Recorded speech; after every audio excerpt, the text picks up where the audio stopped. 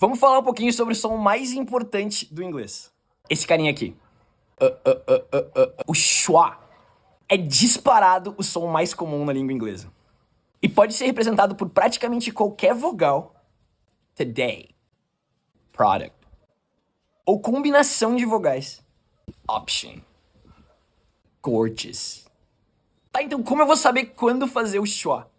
Em inglês a gente pode ter mais de uma sílaba tônica por palavra. Sempre que a gente reduz as vogais das sílabas que não são tônicas, a gente vai falar sem vontade. Bem curtinho. Vê se você consegue identificar o schwa nesses exemplos aqui. Circus.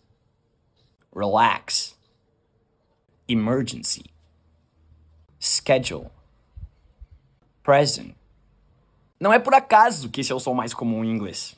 Inglês é uma língua preguiçosa. Se tem um jeito mais simples, se tem um jeito mais